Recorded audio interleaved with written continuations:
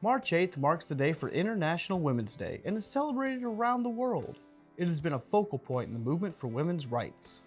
The City of Bowling Green is proud to highlight 3 female public safety workers in police and fire who are striving to make a difference within the Bowling Green community. In today's Spotlight on Bowling Green, we are going to learn more about what it's like being a woman in the police and fire departments.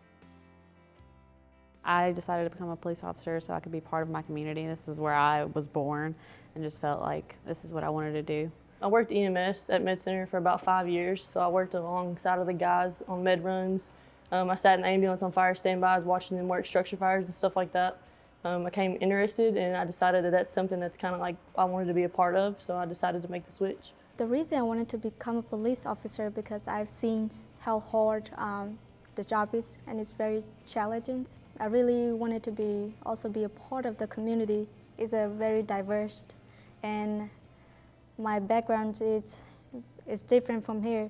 So I wanted to bring the differences to these police departments and hopefully help to make the change or help to see people, the diverse group, to see that the Bowling Green Police is a diverse, and we'll really want to help anyone.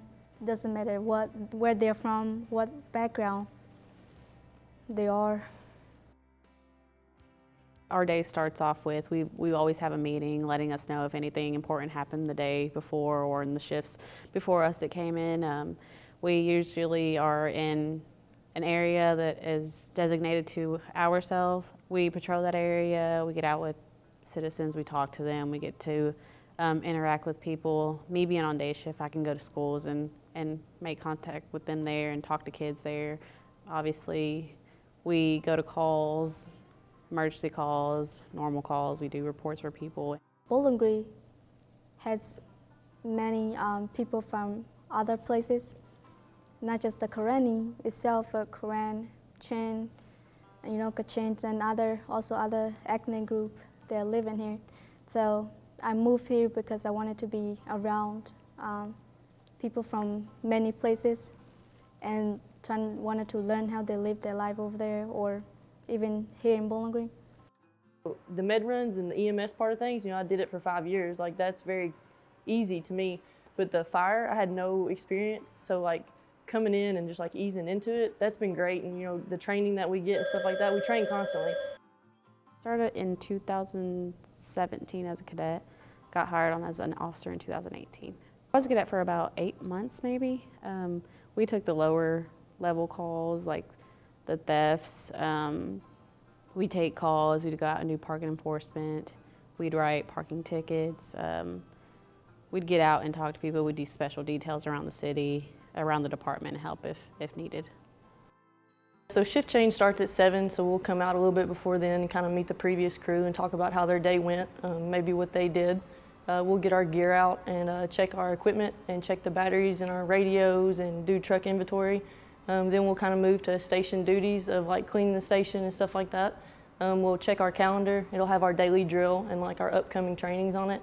Then after lunch, we'll continue to train. We'll do online training, stuff like that. Physical fitness, we'll work out at least for 30 minutes on our shift. And then of course all of that could change, when the tones go off and we end up having a structure fire or a medical run. I knew I wanted to be a police officer. It was more a foot in the door for me. I applied once before, didn't get it the first time I applied, simply because I felt like I wasn't ready. And then being a cadet, I had 2 friends that were cadets, so that was my foot in the door. I moved here from a different country, and the place we live over there is totally different from here. So I believe a lot of us female, as when we came here, we don't speak a word of English, and we just started to learn English as a beginner here in school. So it was hard for us, and we don't really have a plan for the future because we don't know where life's going to take us. So when I decided to become a police officer here, it was a hard choice because I do not know what the job will be like or what they're expected from me. So I wanted to, but I really wanted to be police officer. So I know from the beginning that it will be really challenging for me as a female and as a English, because my English is a second language. So it was a little hard and challenge for me. My family and friends have always been 100% supportive about anything that I wanted to do. They know the risks that come along with being a firefighter, so they do worry, and I'm sure they do have their concerns, but they know this is what makes me happy, and this is what I love to do, so they have my back, and they support me. They were more supportive than anything. Obviously there's times where people get scared of officers or family members being out on the streets dealing with people who sometimes really don't care about us, but more than anything, they were supportive. My parents are a little concerned at first, but because they think that out there can be danger for me. So I believe my mom is a little concerned on that. But after a while, she just, okay, so you wanted to do this, whatever you decided to take, just go after it. A good police officer is being yourself. Don't be someone you're not just because you're in uniform, and always have integrity regardless of the situation you're in, whether you're in this or whether you're not in uniform. I think having a passion and a love for the job is important because your training and your learning never stops in a career like this. A good attitude, being flexible, being able to adapt, trustworthy, being able to work as a team. You want to do better and be better because you are here for them, and at the end of the day, you are here to serve your community. What makes a good police officer is to be a police officer that anyone can look up to. As a police, be honest is the only win that will get us through. Recruit class, I got out in March, right when COVID kind of hit in 2020. Things were a little different, but it also was kind of nice in a way, I guess, to be on shift. It slowed things down a little bit.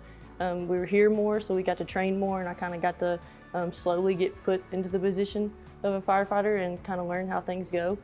So it definitely has been different. In my short time so far, probably the most memorable experience was recruit class with the recruits. It's 12, 13 weeks of training, so it's, long hours. We had to push each other. I think we gained a bond and a friendship that'll probably last a lifetime. Even with the crew that I'm on with now on shift, I think I've been accepted into the brotherhood and to the family, and I know they have my back. I responded to a call before where that person was a Burmese. She spoke Burmese. So when I showed up to the call and then I started to ask them questions in Burmese, they feel a lot more comfortable speaking with me. And I believe they will have to call an interpreter or their kids to come and interpret for them if I was not there. So it make it a lot easier for us to communicate. Hispanic teens that would just be super mean to other officers because they didn't want to talk to them, they didn't want to answer their questions. And then I've got called to scenes where they immediately just open up and talk, and I do feel like me being of a different race, they would want to talk to me more than they'd want to talk to anybody else, simply because we're the same, or we don't feel like you're different or judging us. I can talk to people and be, not gonna say nicer, but they feel more comfortable talking to me. Obviously, I build good rapport with people and make sure that they know that I'm not just an officer talking to them. I actually want to help them out in their situation. I would like to encourage females out there that wanted to become a police officer.